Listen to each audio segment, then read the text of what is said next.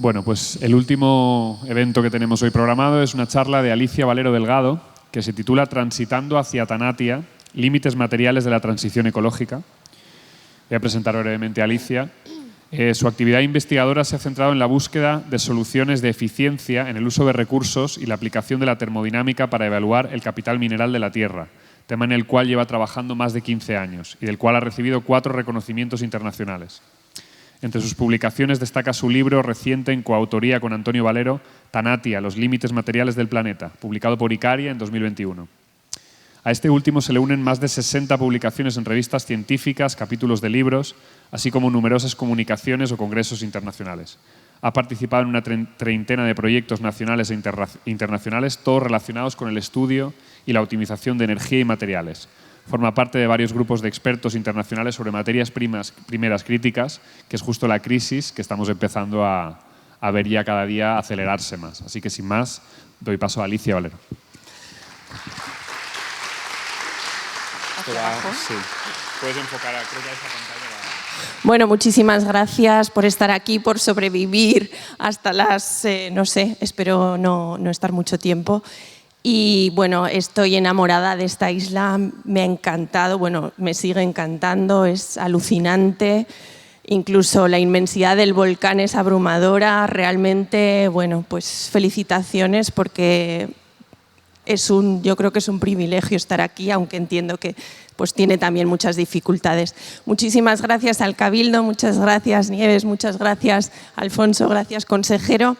Y bueno, espero no aburriros demasiado y contaros pues, mis investigaciones, que quizás puedan parecer un poco reduccionistas, y lo siento, está por ahí Ferran, pero es cierto que bueno, yo soy de formación ingeniera y quizás pues siempre miramos causa y efecto, pero a pesar de todo ello tengo que reconocer que nada es tan sencillo, es decir, todo está relacionado con todo y desde luego ahí está la naturaleza, ¿no?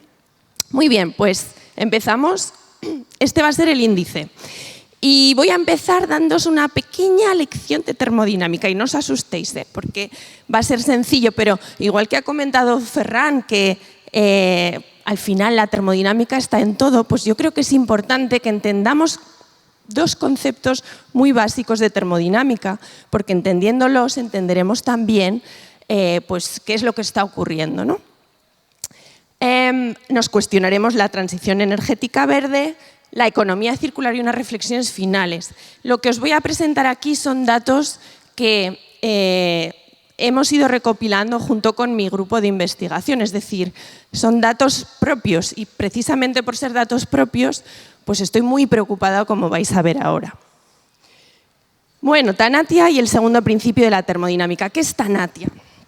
Pues a lo mejor algunos que conozcáis un poco de griego, Thanatos, os sonará a muerte y efectivamente Tanatia es, digamos, el fin último comercial de la Tierra y es un modelo de planeta degradado que mi padre y yo, Antonio Valero, desarrollamos hace unos años para determinar dónde estamos hoy respecto de ese planeta degradado y a qué velocidad nos estamos acercando a Tanatia.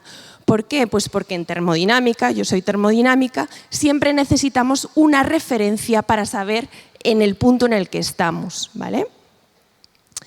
Pues, claro, Tanatia, yo cuando veía la inmensidad del volcán de Tajo Gait, ¿no? Decía, ¿es Tajo Gait, es Tanatia el volcán? Digamos, ¿me puedo yo identificar o podría identificar Tanatia con el volcán? Digamos, esa fuerza de la naturaleza que ha destrozado, ¿no? Pues la vida de mucha vegetación, cultivos,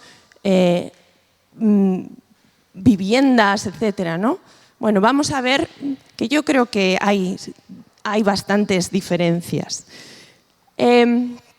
Y como termodinámica, pues nosotros lo que hacíamos era tratar de entender y de cuantificar la degradación de a qué velocidad estamos degradando los recursos. Y para ello nos planteábamos Bueno, ¿qué es la escasez?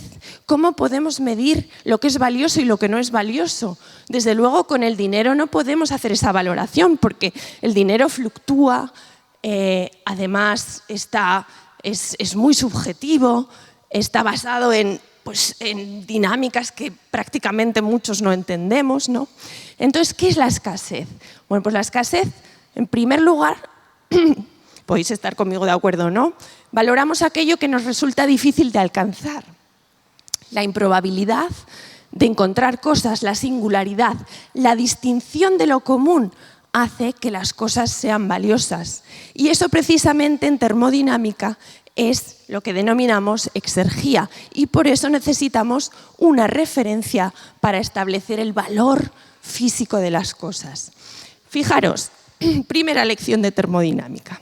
Imaginaos que tenemos una pelotita a lo alto de una colina y entonces si yo le doy un pequeño empujoncito, ¿qué ocurrirá? Pues que esa pelota descenderá irreversiblemente hasta que alcance el equilibrio o lo que en termodinámica llamamos el estado muerto, por eso de Thanatia. Cuanto más alta esté la pelota, más capacidad tendrá la pelota de cogerá más velocidad y de ejercer trabajo. Imaginaros que en vez de una pelota es un flujo de agua que viene de la montaña, ahora que comentabais. Vamos a aprovechar la fuerza de la gravedad para llevar el agua a su sitio sin necesidad de invertir energía, ¿no? Bien, entonces cuanto más alto esté esa pelota, ese flujo de agua, más, más distinción y más utilidad va a tener. Y otra cosa que nos fijamos de aquí es que, fijaros, yo para bajar esa pelota hasta el estado muerto le doy un empujón, pero ahora intentar dar ese empujón y subir la pelota al estado inicial. ¿A qué es imposible? Pues esto se debe a que existe una irreversibilidad, es decir, es muy fácil bajar, pero es muy complicado subir y esto vosotros lo sabéis bien.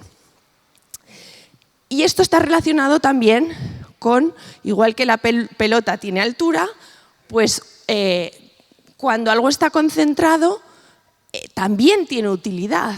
Imaginaros que voy al supermercado, compro un paquete de azúcar y cuando llego a casa lo meto en el cubilete de la sal. ¿Qué pasa en ese caso? ¿Me voy a poner a separar el azúcar de la sal? No, ¿verdad? Pues de nuevo, mezclar es muy fácil. La mezcla sería el estado muerto, mientras que desmezclar cuesta muchísima energía. Así que la primera lección que nos da la termodinámica es que, primero, todo lo que se aleje del estado muerto, cuanto más alta esté la pelota, cuanto más concentrado esté el azúcar, por ejemplo, y no tenga sal, más exergía tiene, más utilidad tiene. Entonces, una cascada de agua a una altura muy elevada tiene exergía, tiene capacidad, tiene mucho valor.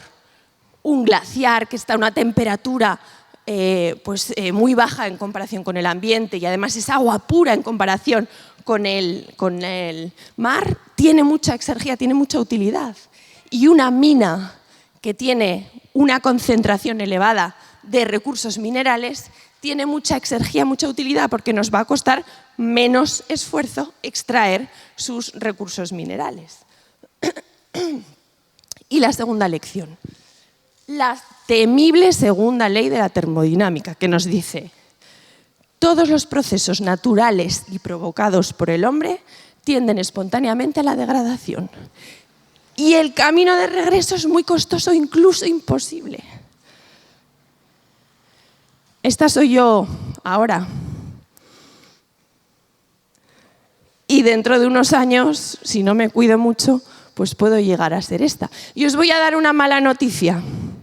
Sois 2 horas más viejos de lo que había empezado, del momento en el que empezó esta conferencia. Y no vais a volver a ser nunca, jamás, tan jóvenes como hace 2 años. Y esto es una ley de la termodinámica que, como decía Ferran, no la podemos votar en el Parlamento. Ahora bien, afortunadamente, el Sol permite de forma directa o indirecta regenerar aquello que hemos degradado. y ha sido así durante millones de años. Y gracias a eso tenemos un montón de recursos, un montón de reservas. Pero ¿el Sol puede degradarlo todo? Siempre. ¿Existe un punto de no retorno? ¿Nos estamos aproximando hacia Tanatia? Esa es la pregunta que nos estamos haciendo. Y eso lo tenemos que hacer teniendo en cuenta las leyes físicas, no las leyes monetarias, digamos, ¿vale? Bueno, pues hay señales de alarma. El pico del petróleo, del cual habló extensamente Antonio Turiel el otro día. El cambio climático, que se ha comentado hoy durante varias sesiones. Necesitamos nuevos modelos energéticos. Pero bueno, nosotros, como somos así, nos cuestionamos todo. Y en esa cuestión, pues queremos saber qué implica esa transición energética verde o esa transición ecológica. ¿Qué implica? ¿Qué implicaciones tiene? Bueno, aquí os enseño, esta es la región del Cantábrico al Mediterráneo, la bioregión, que le podemos llamar, ¿vale? Estos son unos estudios que hemos hecho recientemente, en donde pues, aparece la huella ecológica de cada una de las comunidades autónomas. Siento no tener la de Canarias, pero ya llegará, ya lo haremos. Y entonces aquí vemos, bueno, pues que uno sería completamente sostenible, es decir, que el Sol podría regenerar todo el año aquello que hemos degradado, y vemos que, pues, fijaros, todas las comunidades tienen una huella por encima de sus posibilidades. Mi padre dice que en Aragón somos 7 millones de habitantes, 6 millones de los cuales son cerdos. Fijaros la cantidad, ¿no? Todo eso está generando desequilibrios. Y a pesar de todo, pues Aragón es el que mejor está por la gran población, por la gran extensión y la poca población. Bueno, pues para reducir esa huella ecológica, ¿qué es lo que hay que hacer? Pues nos dicen que tenemos que poner renovables a punta pala. Renovables que en esta bioregión que hemos calculado implicarían pues entre 7 y 14.000 kilómetros cuadrados de renovables de aquí al 2050, ¿vale? Bueno, ¿eso qué implica? Pues implica que reduciríamos la huella ecológica de acuerdo con las mediciones estándares, ¿vale? Pues como lo veis ahí. Entonces las que están en verde estarían por debajo y las que están en rojo estarían por encima de su capacidad de regeneración. Entonces mejoraríamos, pero a pesar de ello todavía estaríamos en desequilibrio, ¿vale? Fijaros eso que implica en superficie de energías renovables que tendríamos que instalar. Una brutalidad. Pero la huella ecológica no lo mide todo. La huella ecológica se deja un aspecto muy importante, que es el que yo he venido a contaros aquí, y es el siguiente. Bueno, primero, en el escenario tendencial, aquí tendencial es lo que nos están diciendo que tenemos que hacer en Europa y en el PNIEC, etcétera, pues resulta que habría unas regiones sacrificio y otras regiones pues que por su alta densidad de población y sus, digamos, sus grandes necesidades energéticas y su poca superficie, pues tendrían que suministrar, tendrían que recibir esa energía del resto. Entonces aquí se ve, por ejemplo, Aragón sería un neto suministrador. ¿Y eso qué implica? Pues implica protestas populares. O sea, esto va a ser así y ya está siendo así, ¿vale? Protestas populares, renovables sí, pero no así. Díselo a mis colegas del Matarraña, de una zona de Teruel, del Maestrazgo, que no quieren campos y campos de fotovoltaica porque eso puede dañar seriamente el paisaje, ¿no? Entonces, este es uno de los primeros problemas a los que nos vamos a tener que enfrentar con este escenario tendencial de energías renovables. Pero ahora viene la otra cara que os quiero proporcionar aquí, y es la siguiente. Aquí a la derecha tenéis la central térmica de Andorra, que ya no existe. La central térmica de Andorra es era una central de carbón que las torres estas desaparecieron hace unos meses, ¿vale? Y a cambio, pues se está planteando poner un montón de aerogeneradores, un montón de fotovoltaica con toda esa superficie que hemos hablado. Bueno, pues que sepáis que 1 gigavatio de potencia producida convencionalmente, como en esa central, equivale a 1000 aerogeneradores de 1 megavatio o 200 de 5 megavatios. ¿Y esto qué implica? Pues implica que para producir esos aerogeneradores necesitamos cobre, que obviamente se obtiene de una serie de minerales, hierro, que se obtiene también de, pues, por ejemplo, de la hematita, la magnetita, aluminio, hasta aquí todo normal, igual que la central térmica, pero luego aparecen otros como el neodimio, el disprosio, y así resulta que lo que nos encontramos es que en realidad los aerogeneradores son incluso poco intensivos en recursos minerales en comparación con la solar fotovoltaica o con el vehículo, sobre todo el eléctrico, que es una auténtica mina con ruedas.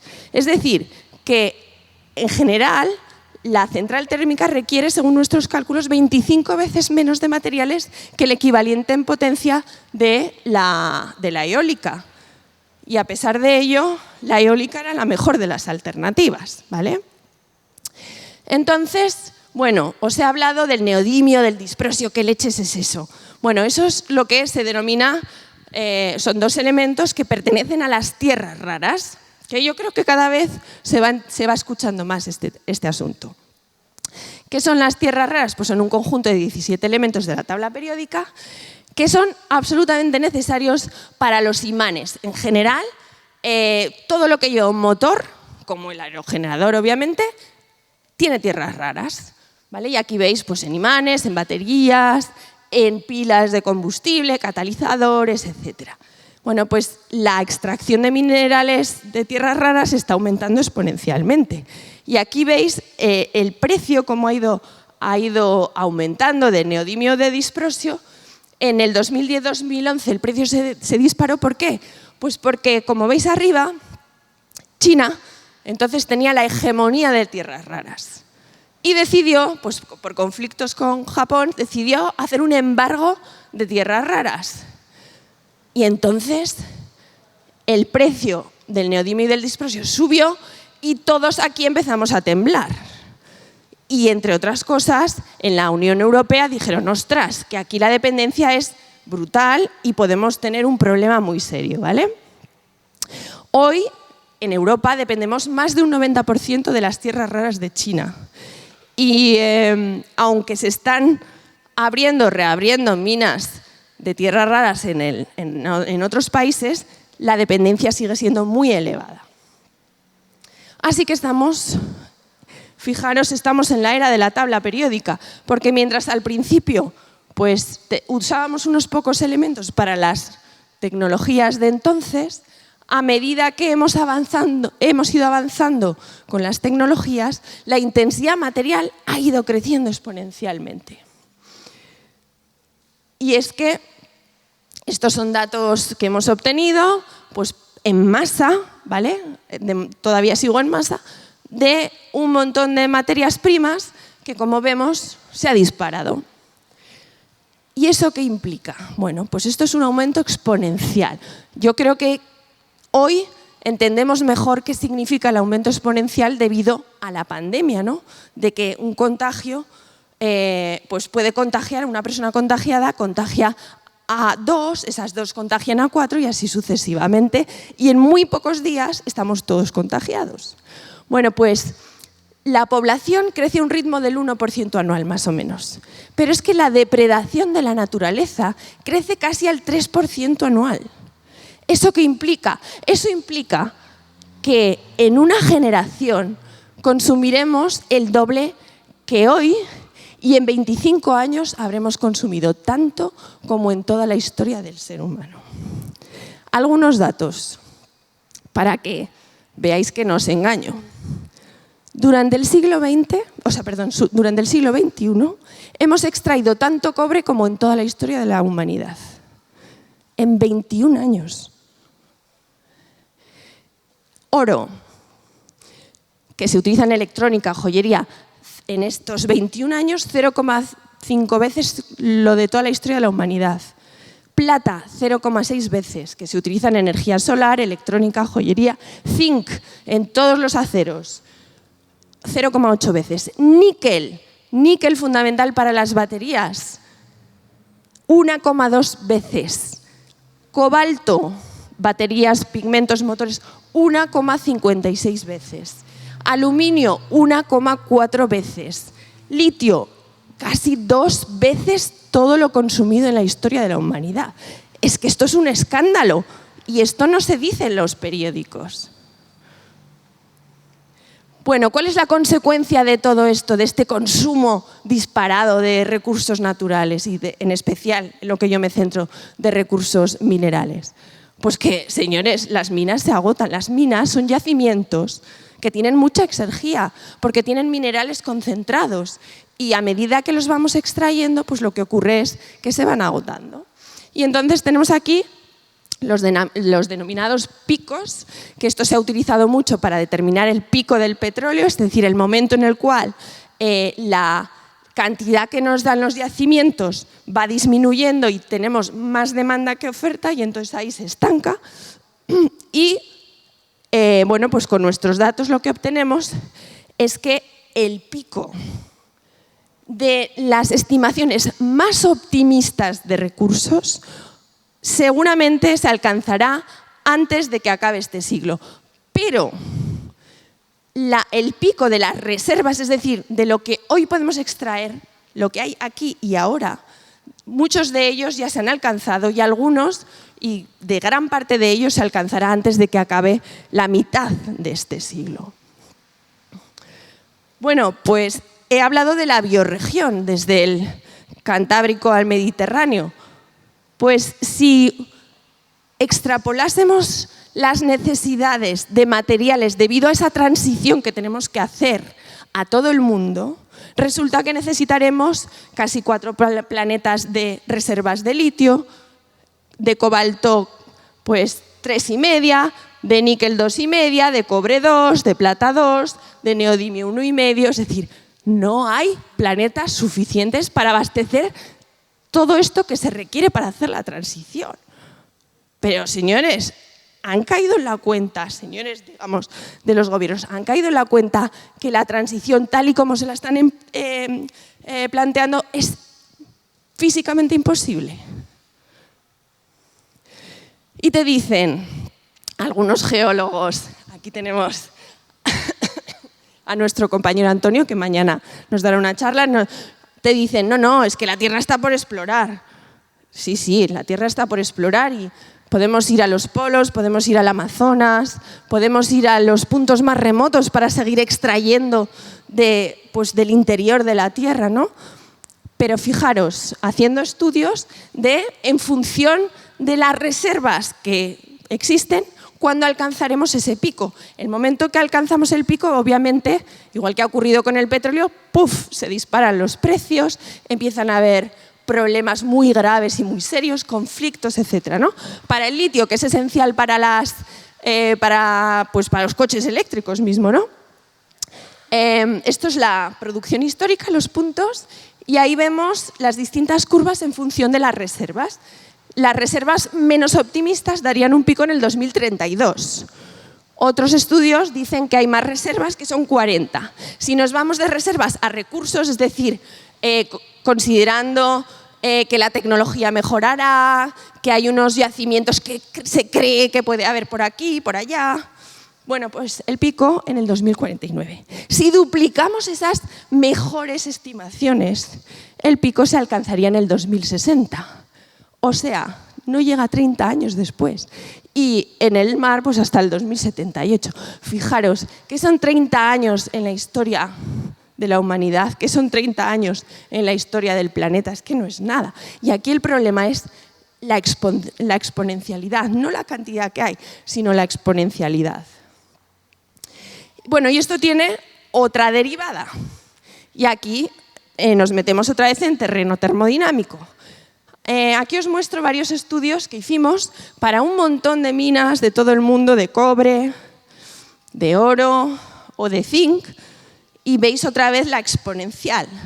¿Y qué es la exponencial? Pues fijaros, en el eje horizontal está la concentración de ese mineral en la mina, y en el eje vertical está el consumo energético necesario para extraer ese mineral. Entonces, a medida que la concentración disminuye, la energía se dispara. Y estos son datos reales, no es una hipótesis, son datos reales. ¿Y qué ocurre con la energía de la minería? Pues lo siento mucho, pero hoy por hoy es fósil y va a ser muy complicado electrificar la minería. ¿Por qué?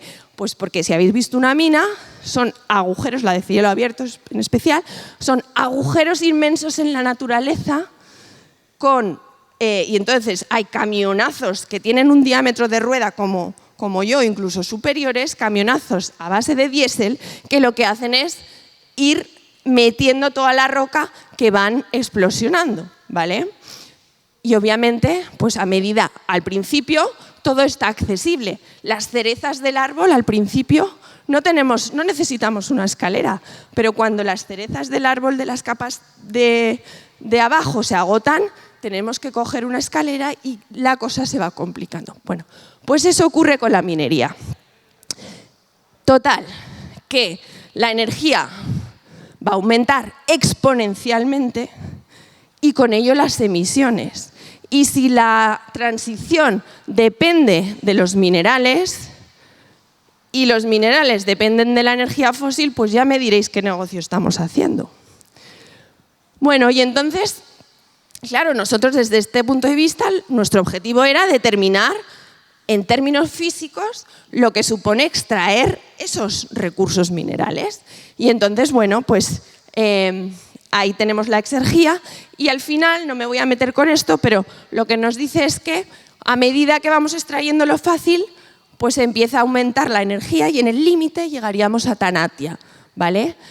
Y podemos cuantificar por elemento de la tabla periódica cuáles están más cerca de Tanatia y, por lo tanto, cuáles son especialmente críticos a la hora de utilizarlos o malutilizarlos. Y resulta que tenemos ahí en rojo el cobalto, el rutenio, el renio, paladio, galio, indio, germanio, teluro, niobio, tántalo. ¡Ostras! Son justo los que se necesitan para la transición ecológica. ¡Buf! Teniendo en mente en esto, podemos ver pues, cuál es la rareza, es decir, el valor termodinámico de las cosas. Y vemos que un vehículo eléctrico es, como he dicho, es una mina con ruedas, es un tesoro con ruedas. Luego hablaré de qué ocurre con el vehículo. Los portátiles, las tablets, los móviles y, por supuesto, todas las renovables. Son auténticos tesoros minerales que simplemente los estamos usando y tirando de una manera absolutamente sin conciencia. Bueno, pues hicimos hace unos años, junto con un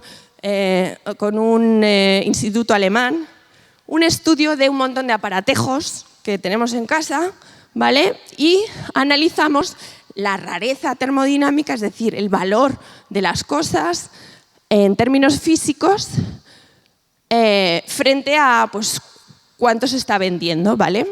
Y resulta que las tecnologías que son más eficientes desde un punto de vista energético son menos eficientes desde un punto de vista de materiales. ¡Ostras! La bombilla incandescente tiene un filamento de wolframio, o tenía, un poco de aluminio y el vidrio. La lámpara fluorescente, un montón de tierras raras, mercurio. Y los LEDs, indio, galio, germanio, un montón de tierras raras. Brutal. Y resulta que los LEDs son 10 veces más eficientes que la incandescente. Pero yo me pregunto, ¿son más eficientes energéticamente, pero son más sostenibles? Porque todos esos metales, más de, en algunos casos, 20 metales raros que estaban en rojo en mi tabla que os he enseñado, simplemente acaban en vertederos. Ay, que voy al revés, perdón. Otro estudio que acaba de salir del horno. Fijaros, ¿veis el SEAT 600? No sé si alguno de aquí habréis tenido la oportunidad de ver uno de estos. Ahora ya casi no existen. Frente al último, el Cupra Born, que esta es la última edición del coche eléctrico que está saliendo de Martorell. Bueno, pues ahí veis en la horizontal el consumo energético y en la vertical lo que se ve es la ineficiencia, es decir, ahí veis eficiencia energética frente a ineficiencia material. Entonces, hemos mejorado muchísimo la eficiencia energética desde el SEAT 600, esto está en kilovatios hora a los 100 kilómetros y por kilogramo, frente a la ineficiencia material. Con lo cual, hemos mejorado en eficiencia energética, pero la ineficiencia material ha aumentado exponencialmente. Buf. Bueno, sigo. ¿Queréis que siga o no? Vale, vale. Si es un poco fuerte, me decís, ¿eh? Bueno, hemos hecho un análisis exergético de la transición ecológica. Análisis exergético, es decir, vamos a tener en cuenta no solo lo que se tiene en cuenta en los estudios tradicionales, que es que vamos a reducir la energía fósil, el carbón, etcétera, sino que implica también el meter toda esta cantidad ingente de materiales. Bueno, pues lo que ocurre es que la dependencia de fósiles, según estos escenarios, va a disminuir. ¿Pero a costa de qué? A costa de un aumento brutal de uso de recursos minerales que hoy por hoy no se reciclan. ¿Cuellos de botella en el futuro debido a estos minerales? Pues ya os podéis imaginar que sí. Aquí analizamos un montón de elementos, sobre todo también desde el enfoque de Latinoamérica, porque tienen muchos de estos recursos que vamos a necesitar, y resulta que para más de una docena de elementos va a haber cuellos de botella. Es decir, no vamos a poder hacer toda la fotovoltaica que nos estamos planteando, toda la eólica que nos estamos planteando, porque va a faltar plata, cadmio, cobalto, cromo, cobre, galio, indio, litio, manganeso, níquel, plomo, platino, teluro o zinc. Para todos estos elementos no hay minas suficientes, y esto ya lo están diciendo las mineras, están diciendo, lo siento mucho, pero es que el planeta no da de más. Y esto para mí es un hito. Y bueno, aquí pasa lo que está pasando. La Volkswagen parada, aquí pongo la de Zaragoza porque yo soy de Zaragoza, la de Stellantis de Figueruelas 2 meses parados porque no vienen semiconductores, las lavadoras paradas. Y bueno, pues sí, te dicen, no, esto es por la pandemia. Leche, es por la pandemia. Al principio puede ser por la pandemia, pero aquí lo que tenemos es un problema estructural que hace que pues ahora las fábricas, dado el aumento exponencial por el consumo de nuevos aparatos electrónicos que son, como he dicho, extremadamente ineficientes en el uso de materiales, los coches eléctricos, las renovables, hay una hay una globalización tan grande y tenemos 4 o 5 fábricas capaces de suministrar, por ejemplo, los semiconductores. Si paran estas fábricas aquí, pues tenemos un problema. Pero es que si extrapolamos a la gran fábrica que es la naturaleza, pues tenemos el mismo problema y este sí que es definitivo. Y resulta que Europa y España somos muy vulnerables porque no tenemos minerales de estos que vamos a necesitar. No tenemos o no queremos extraerlos, ¿vale?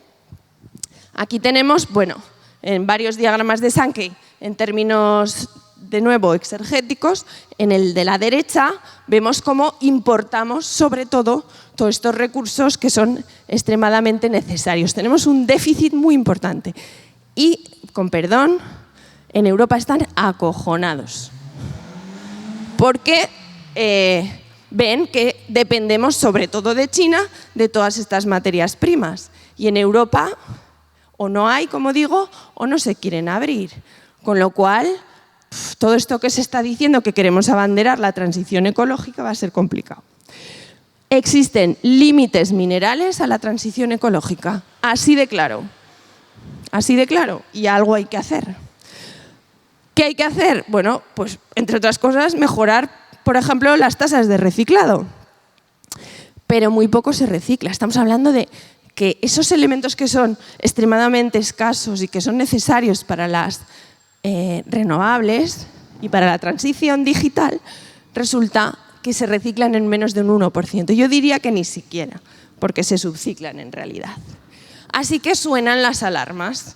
Europa, como he dicho, pues tiene su preocupación es muy grande y entonces plantea un listado de materiales críticos.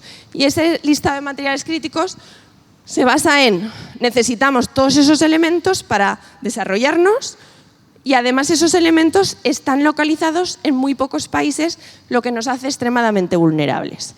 Entonces, ahora que Rusia es uno de los mayores productores de níquel.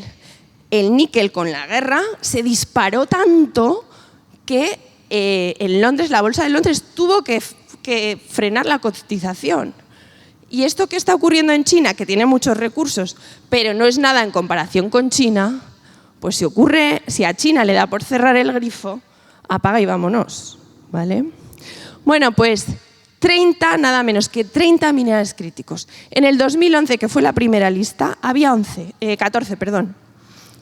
A medida, cada 3 años van actualizando esta lista.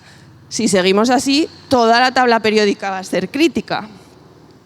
En resumen, la demanda para todos los elementos, especialmente los críticos, está aumentando exponencialmente, sobre todo por la aparición de las nuevas tecnologías descarbonizadas y digitales.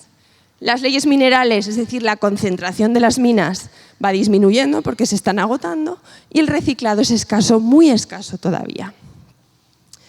De acuerdo con esta señal de alarma, ¿qué tenemos que hacer? Pues os habrá sonado esto de la economía circular, ¿no? Ir hacia una economía circular, ¿qué es eso? Compartir, reparar, reusar, remanufacturar, reciclar, todo esto es la economía circular. Pero yo de nuevo, pues bueno, puedo ser un poco ceniza y yo me lo cuestiono todo. ¿Qué implica la economía circular? ¿Cómo podemos recuperar todos los materiales de las pinturas, de las tintas, de los fuegos artificiales? Todos estos usos dispersivos, pues lo del mezclar azúcar y sal, ¿cómo vamos a separar todo eso, no?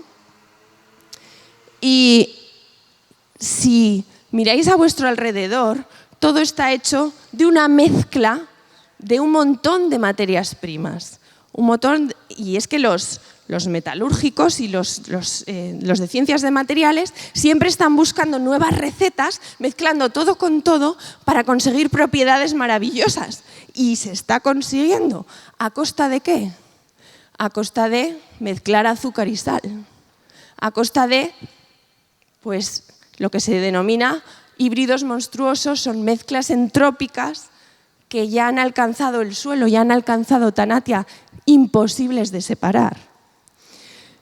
Entonces, la tendencia, fijaros aquí un montón de móviles, y los últimos no están, mayor número de productos y de materiales que tienen mejores prestaciones, reducción de tamaño y peso, imposibles de reciclar funcionalmente.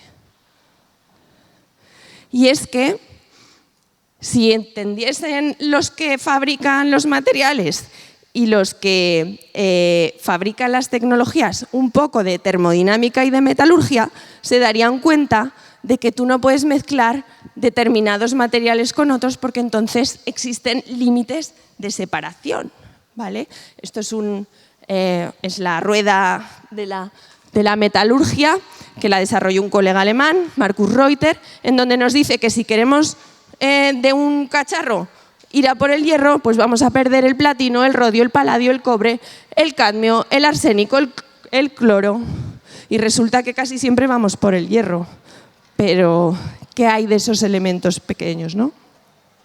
Lo siento, no existe la economía circular perfecta. Por eso nosotros le llamamos economía espiral, porque en cada espiral, o sea, en cada ciclo se pierde una pequeña parte. Entonces tenemos primer ciclo, segundo ciclo, tercer ciclo. ¿Veis? Y a medida que vamos ciclando, vamos perdiendo por esas leyes termodinámicas, vamos perdiendo un poquito más. Dicho esto, estamos tan lejos de una economía circular efectiva que todavía queda muchísimo por hacer. ¿Y esto por qué? Porque no damos valor a los recursos minerales. Aquello que es escaso, pues hay que darle valor. Y si le diésemos valor, pues seguramente no acabarían los vertederos. Porque si tú haces las cuentas económicas, pues es más barato efectivamente seguir extrayendo de las minas que no recuperar esos metales valiosos de nuestros equipos, ¿no? Y os voy a enseñar un caso práctico que estamos trabajando con el grupo Volkswagen, con SEAT, en donde analizamos los coches. Bueno, pues un coche básicamente en masa es acero, aluminio, cobre y algún otro en menor cantidad, ¿vale? Fijaros, en la barra de la izquierda, eso es un coche convencional, un coche de combustión. Y en las de la derecha, son coches eléctricos de distintas generaciones en función de la batería que tiene.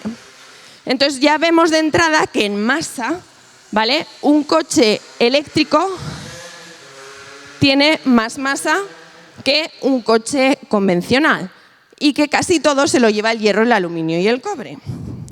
Entonces decimos, la legislación dice, tienes que reciclar un 95% del vehículo y es súper circular el vehículo.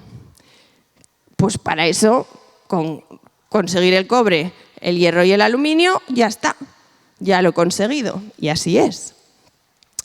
Pero ¿qué pasa si le damos valor a los elementos que son escasos? Si le damos ese valor físico, ese valor exergético a los elementos, pues la cosa cambia completamente. Y entonces lo que vemos es que un coche eléctrico, con la batería sobre todo, porque tiene muchísimo cobalto, pues resulta que es 4 veces o 3 veces más raro en términos, digamos, materiales que un coche de combustión. Sobre todo, como he dicho, por el cobalto, por el níquel o por el litio, que es lo que tienen las baterías. Y los fabricantes de coches, que no son tontos, aunque no entienden de termodinámica, dicen, ostras, como el cobalto tiene problemillas, vamos a reducir la concentración de cobalto. Y entonces veis las distintas generaciones cómo están reduciendo la cantidad de cobalto en las baterías. Y les dijimos, este estudio fue en el 2017, les dijimos, ojo con toda la electrónica del vehículo. ¿Qué ha ocurrido? Pues el follón de mucho cuidado de los semiconductores. Entonces, cuando se nos acaba la vida de un vehículo, ¿qué ocurre? Lo llevamos a un centro autorizado. En ese centro lo que harán será quitar las ruedas, quitar los fluidos, la batería, y luego hacen un paquetito, lo machacan todo y luego con unos imanes sacan los distintos tipos de acero. Luego, con unos procesos físicos, sacan el aluminio y sacan el cobre. Y resulta que se mezclan entre 15 y 40 tipos de aceros, algunos súper resistentes, se mezclan, se funden y lo que tenemos es pues, un acero. A ver, si nosotros mezclamos vino bueno con vino malo, ¿qué tenemos? Vino malo, ¿no? Pues eso es lo que está ocurriendo con los aceros, con los aluminios, etcétera, en el coche. Así que un 95% de reciclado del vehículo, con ese 95% no haces un 95% del vehículo. Porque, entre otras cosas, todos los aceros los tienes que supraciclar, es decir, meterle acero virgen para llegar a las calidades. Todos los elementos valiosos, el cobalto, el litio, el estaño, todos esos se han perdido, todos esos que están en los microchips. Fijaros, un microchip de 3 gramos ha paralizado la producción de un vehículo de 1,5 toneladas, de 1.500 kilogramos. Ahora dime tú si reciclar en masa es lo que hay que hacer o hay que centrarse en lo que es raro realmente, ¿no? Entonces, Si analizamos la reciclabilidad, que es lo que hicimos, ¿vale? Utilizando las mejores técnicas disponibles de reciclado, que no existen en España, no hay. Hay una planta en Bélgica y no llega hasta esta profundidad que llegamos nosotros. Obviamente esto es virtual, es simulado. Resulta que podemos llegar a obtener hasta el 90% de los metales preciosos, otros metales al 50%, y muchos de estos se pierden. El aluminio, las tierras raras, el litio, el tántalo, estroncio, el titanio, vanadio, itrio, circonio. ¿Por qué? Pues porque sencillamente los aparatos, en especial el vehículo, no están diseñados para ser reciclados. Estamos mezclando el azúcar, la sal, con el perejil, con todo. Con lo cual, ¿cómo vamos a separar aquello? Es que es imposible. Bueno, y estamos en varios proyectos, entre estos europeos, para decirles cómo tenéis que diseñar los vehículos para que sean más circulares, ¿no? Reflexiones finales, porque ya veo que me estás... Vale. A ver, fijaros, evitar la dependencia de combustibles fósiles va a implicar necesariamente aceptar la dependencia de recursos minerales. Sin materiales no hay energía, pero es que, como hemos visto, sin energía tampoco hay materiales. Por esos camionazos que tienen que subir y subir toneladas de roca que funcionan hoy por hoy con diésel y que es difícil de electrificar.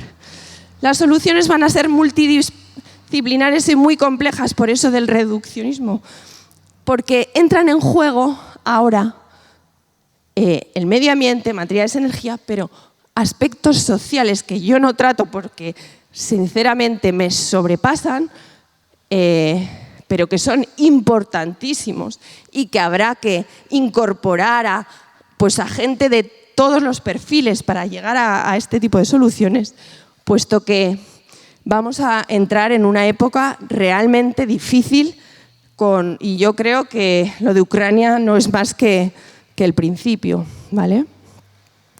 Entonces, la transición energética, como hemos visto, está limitada por la disponibilidad de materias primas. Y necesariamente esta transición energética tiene que ir de la mano de la economía circular.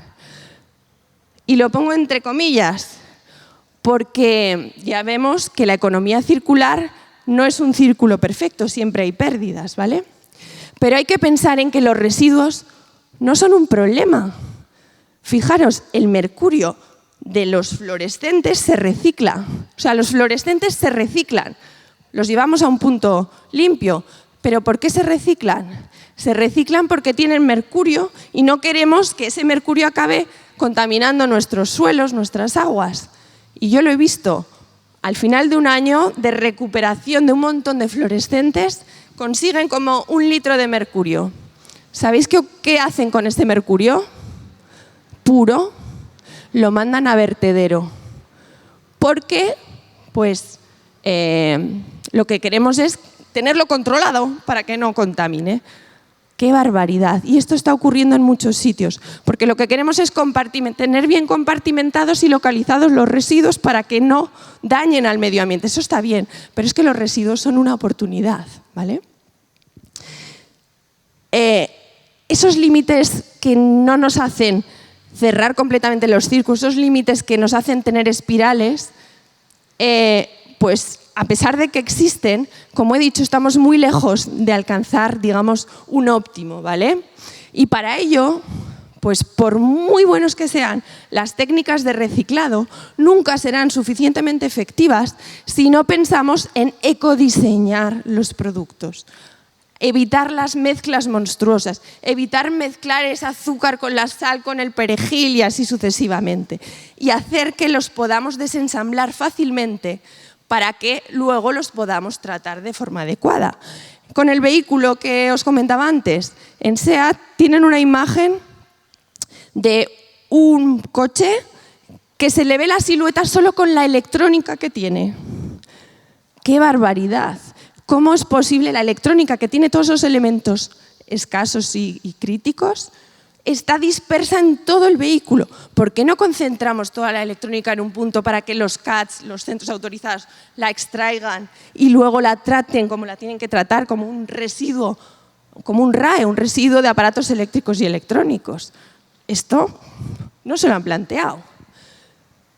Entonces, fomentar el ecodiseño, evitar mezclar.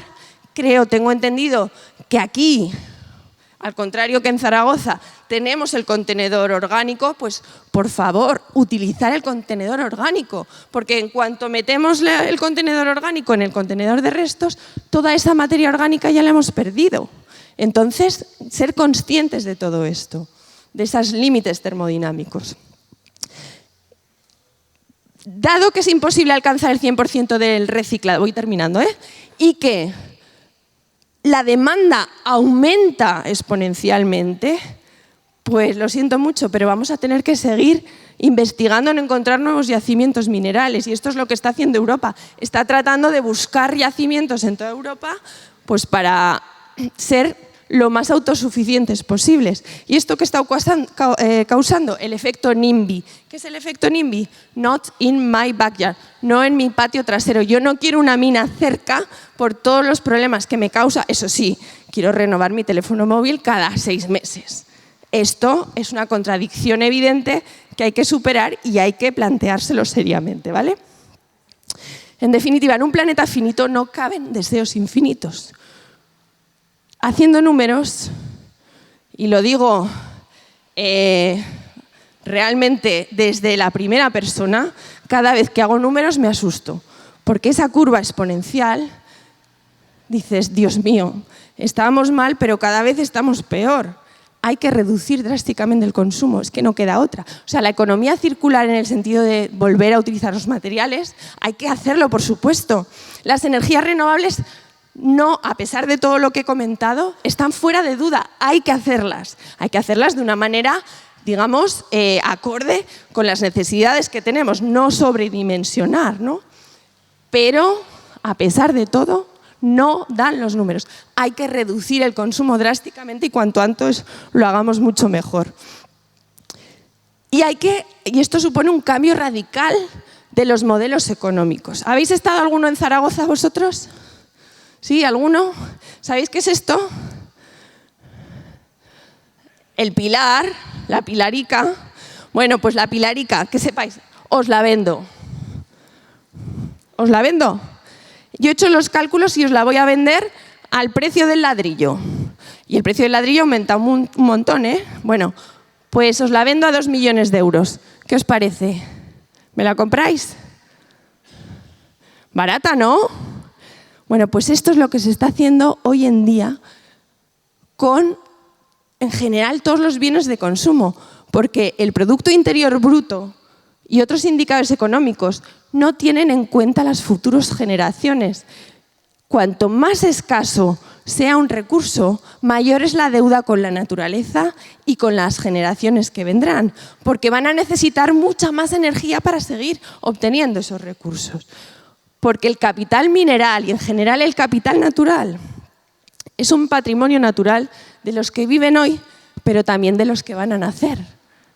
Y debe valorarse de forma justa para crear un verdadero sentido de la conservación.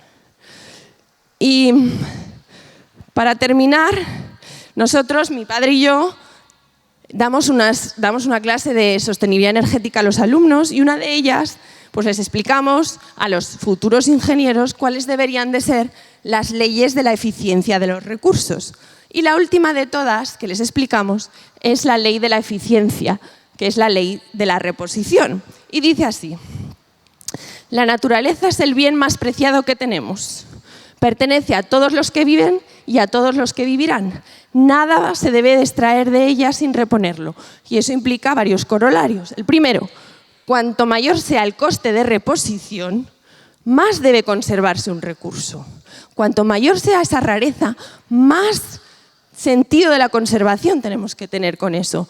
No es posible que porque en AliExpress un aparato electrónico me cueste 1 euro, con toda la huella primero energética y todos los materiales que contiene, pues si no me funciona voy y lo tiro.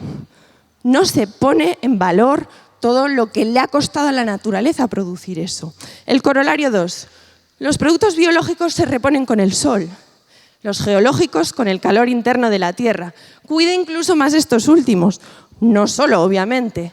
La escasez de los minerales será la definitiva. Además, necesitan de mucha agua, energía, otros materiales, destrucción del medio ambiente y, en muchos casos, corrupción y problemas sociales para extraerlos. Su coste real es inmensamente mayor que su precio. Y si respetas a la naturaleza, esta trabajará por ti. Bueno, pues en este sentido, en la ley de la reposición, la 12, el otro día, el 8 de julio, salió esta noticia. Ley de restauración de la naturaleza. Volvamos a reverdecer Europa. Resulta que en Europa parece, ojalá que sea así, se están tomando en serio esto, porque la Unión Europea se propone restaurar el 80% de los hábitats en mal estado para recuperar el patrimonio natural perdido. Hablamos de la parte bio, pero es un comienzo. Y ya acabó. Tanatia y la tragedia del volcán. ¿Es esa catástrofe del volcán Tanatia? Pues sinceramente no, porque el camino acelerado hacia Tanatia lo ha creado el hombre, no la naturaleza. Tanatia es el fin, pero yo he visto, aquí está el volcán de San Antonio en La Palma, que ahí crecen los árboles, ¿no? Los pinos de Canarias. Entonces, mientras que Tanatia es el fin comercial del planeta, quizás el volcán puede ser un nuevo inicio para replantearnos cómo queremos esa nueva sociedad. Y pues las cenizas del volcán pues, pueden ser útiles, por ejemplo, para formas de construcción, pero también pueden tener tierras raras, porque si son ferrosas, hay que ver, hay que analizarlas, que a lo mejor tienen tierras raras. Ese residuo quizás es una oportunidad. En fin, muchas gracias por vuestra atención y gracias por haber estado aquí acompañándome hasta estas altas horas.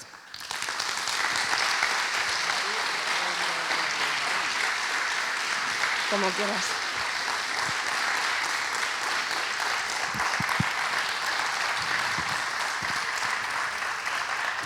Bueno, igual que antes tenemos el tiempo muy justo, pero vamos a permitir 2 preguntas. Si alguien tiene... Ahí hay una más.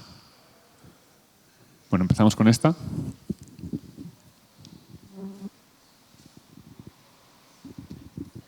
Bueno, muchas gracias. Ha sido intenso. 2 preguntas, si me dejas, pero muy rápidas. La primera, el tema de la minería de vertederos, ¿es una idea feliz, desesperada, que nunca se va a dar por falta de energía? ¿O crees que sí que vamos a llegar ahí? Y la otra pregunta, más desde un punto de vista de evolución, no sé si decirle del planeta, de la vida, cada vez vamos más a sistemas más complejos, ¿no? Como mínimo sistemas como la Tierra, que es un sistema abierto, vamos a más complejidad. ¿Qué ha pasado aquí? Que de repente encontramos unos humanos fósiles con mogollón de energía y de repente usamos eso para incrementar la complejidad de manera enorme, ¿no? Pero ¿qué ha pasado también en ese proceso? Que estamos tirando una enorme cantidad de energía en burradas, básicamente. Entonces mi pregunta es, si fuéramos totalmente eficientes en el uso de la energía, ¿qué nivel de complejidad tú crees que podríamos ahora estar, ¿no? como sociedades? Sé que es una pregunta muy, muy compleja, pero con tus conocimientos, ¿qué sensación tienes y qué visión tienes de este mundo, cómo podría ser? Bueno, empiezo quizá por la última para que no se me olvide. A ver, ¿qué significa completamente eficientes? Porque hemos visto que la eficiencia en muchos casos, como hemos visto con el SEAT, a pesar de que el vehículo es más eficiente, en realidad lo que hemos hecho ha sido aumentar exponencialmente el consumo de energía. Eso es la paradoja de Jevons, ¿no? Entonces, entiendo que tu pregunta no va por ahí. Tu pregunta es, suponiendo que hemos conseguido superar esas paradojas y que somos súper eficientes, etc. Bueno, pues en ese caso entiendo que también prescindiríamos de las fósiles, ¿sí o no?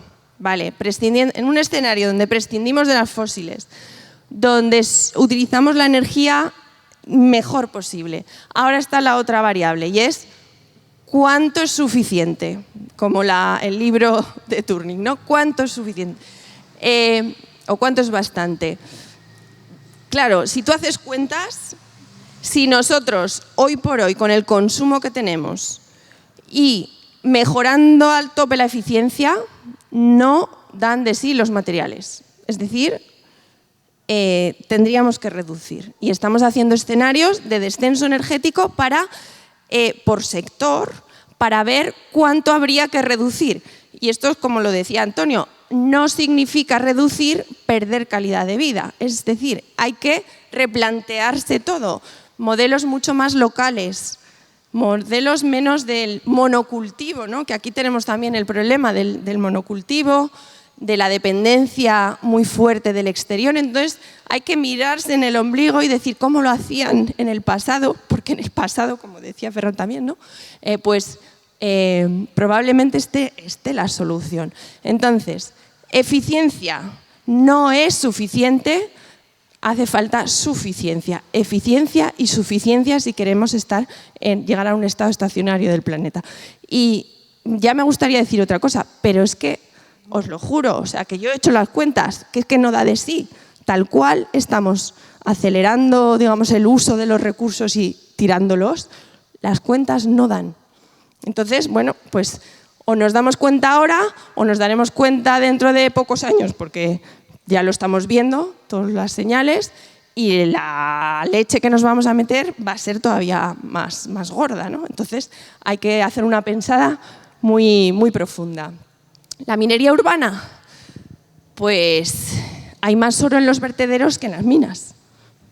Lo que pasa es que está muy dispersa. Entonces, por eso no hay tanta... no se está planteando tanto, pero, por ejemplo, estamos ahora en un proyecto del Ministerio en donde estamos evaluando los recursos que tenemos en España en forma de residuos mineros, es decir, las minas, una vez que han hecho su actividad extractiva, dejan ahí lo que se llaman los relaves y que esos tienen materiales que son interesantes y que al aumento de precios que estamos ya se pueden volver a reutilizar. Y los residuos de todos los aparatos eléctricos y electrónicos que tenemos. Entonces, claro, extraer de los vertederos en algunos casos será una realidad, pero sobre todo lo que será una realidad y que no nos queda otra es pues que todos estos equipos tendrán que ser recogidos de forma eficiente y sobre todo diseñados de forma eficiente para que podamos extraer de ellos los elementos valiosos, ¿no? Pero insisto, si no tenemos primero a larga ascencia, es decir, no vale con usar y tirar en 6 meses un móvil, hay que alargar mucho la vida de los equipos, hay que reducir mucho, pues bueno, a lo mejor hay que replantearse si todo el mundo, si es necesario que todo el mundo tengamos un coche. A lo mejor desde aquí a 20 años diremos, ¡qué barbaridad! ¿Os acordáis cuando cada familia tenía 2 coches o 3? ¿No? Entonces, bueno, pues serán caminos naturales, yo creo, que habrá que asumir y que cuanto antes los asumamos, pues mejor preparados estaremos para el futuro. Tiene que ser muy corta, si no cerramos. Ya están muy cansados. Sí, ya creo que todo el mundo está cerrado. Vale, pues gracias, Alicia. Muchas gracias.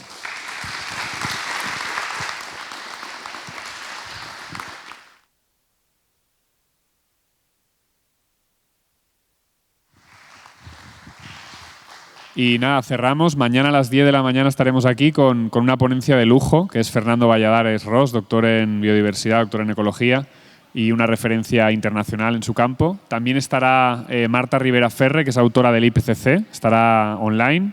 Y por la tarde tendremos a Antonio Arechavala, geólogo de la Universidad de Zaragoza, que está ahí, y a Carlos Taibo, profesor y escritor, que también está por ahí detrás. Gracias, hasta mañana.